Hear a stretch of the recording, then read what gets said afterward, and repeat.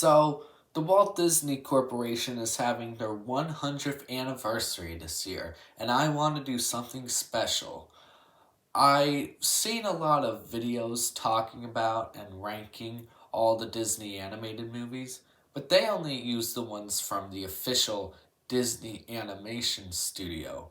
They don't talk about things like a Goofy movie or Nightmare Before Christmas or Brave Little Toaster. So I thought someone should make a video that includes all the movies like that, and that person is me. I will be going through every era of Disney animation history and review and rank all the movies. Now, let's start by reviewing the Disney Golden Age. Snow White and the Seven Dwarfs is the first animated movie ever made, and it definitely shows. And I don't mean that in a bad way. I just mean in a writing style, the whole thing feels like a long animated short. And what I mean by that are you'll have whole sections that could be shorts on their own. Like you could have there's like a 10-minute scene of the dwarves washing their hands, and that's literally the whole thing. But it's still really enjoyable and wholesome. But it can kind of get tedious sometimes when characters will go 20 minutes doing literally nothing. But as far as movies go, I respect it. This was the first time an feature length animated movie was ever made, and this is one of the most important pieces of history in animation. And for that, I respect it. Pinocchio is such a wholesome movie. The voice acting is really nice, especially from Pinocchio. He's super adorable in this movie. I also thought this one had a good message, and it even had a couple action scenes, which I was not expecting it to be as action filled as it was. The characters were definitely the highlight of this. Honest John and Jiminy Cricket are pretty likable, and Pinocchio is just so cute. I really like this movie a lot. I think I liked it more than the reboot and Guillermo del Toro's Pinocchio. It also feels like a real movie. The characters just don't spend 20 minutes dancing and doing literally nothing. It has more of a movie structure. This is going above Snow White for sure. Pretty good movie, and if you haven't seen it, you should probably check it out.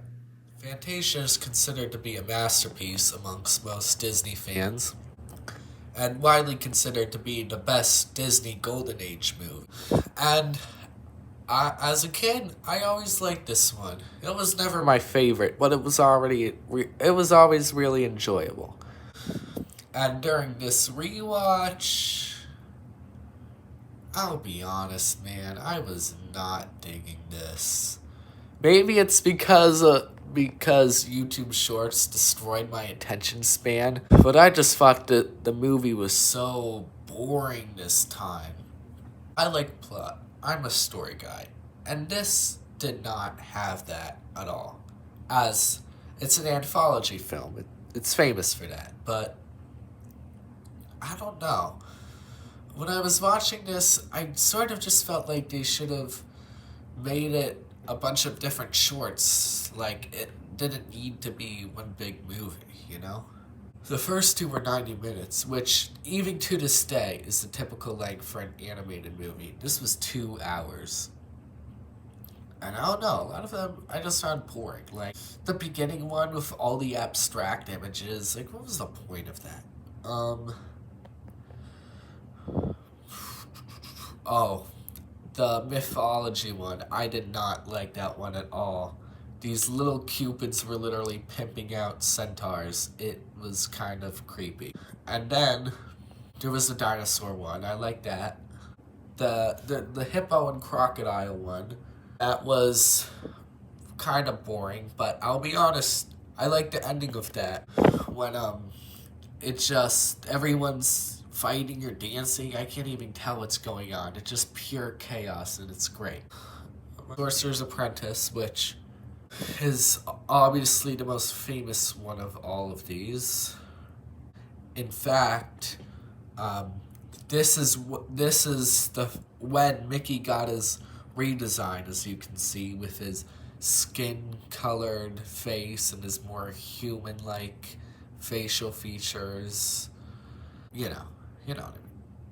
The same one that most people associate with Mickey today. But my favorite, oh my god, was definitely the finale with Satan. So basically, it's just watching Satan just pop out of the ground and just like causing chaos for about 7 minutes, and it's pretty cool, pretty fun. If it was longer than 7 minutes, it didn't feel like it. But then, that short is also the most boring one because at the end, church bells ringing, and you just watch a bunch of religious people walk in a line for 10 minutes. Ugh, so boring. But anyway, that's what I thought about Fantasia. I'm not sure if I'll put it under Snow White, but it's definitely under Pinocchio. Yeah, when I said I would be reviewing every Disney Golden Age, every animated Disney Golden Age movie, I flippin' meant it. No, not just. And and the Reluctant Dragon is our first animated feature that is not considered to be in the Disney animated canon. Now you might be looking at this footage and wondering why this is considered an animated movie. I mean, there's animated parts as you can see, but the majority of it is in live action, which is true. Well, the reason is because it was on the Wikipedia page, and even though the majority of this is live action, I'm still really glad I saw this because this was a very charming movie. Well, it's not a masterpiece or anything. In fact, it's not even technically a real movie. It's a documentary about how they made the animated shorts back in the day. And it's really cool to see how they made all that stuff. Because, well, I did know some of the process, there were some things I had no idea they did. And I wonder if the process is still the same as it was in the 1940s. Really charming movie. If you're wondering why it's called The Reluctant Dragon, it's because setup is is a guy who wants to sell the plot of a book to Walt Disney. It's called The Reluctant Dragon. And it makes working for Disney look really fun, considering that there was an animation strike going on when this movie came out. So far, I think this is second place under Pinocchio. Dumbo is the movie I have the most amount of nostalgia for, and because of that, I initially predicted that this would be at the top of the list. But after watching it, it's still a very good movie, but definitely not at the top of my list.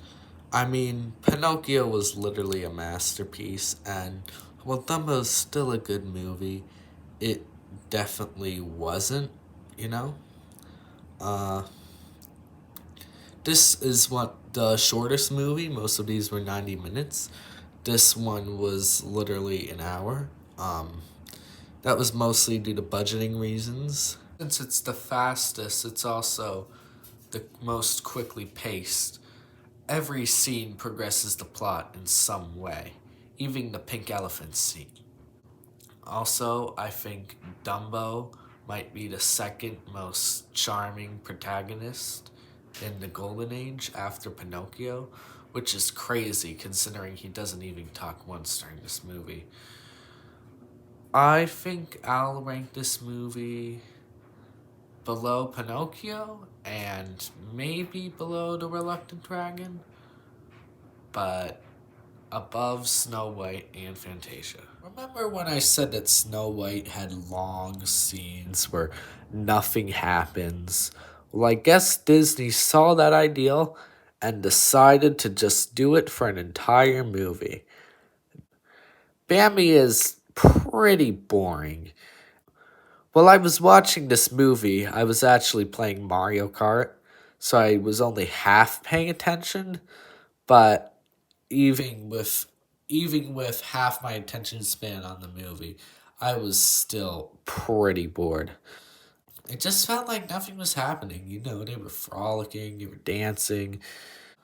And the thing about Bambi that I feel is different from Dumbo or Pinocchio is that those guys feel like characters, like cute little kid characters. Bambi feels like he was created in a marketing lab. Like, something about it just feels phony. Um, Halfway through, they do grow up. That's kind of weird. I don't really like how their voices sound. They sound too like, "Hey guys, let's go do some stuff." I don't know. But like I said, I was only half paying attention. For example, when Bambi's mom died, I didn't even see that. I missed that part completely.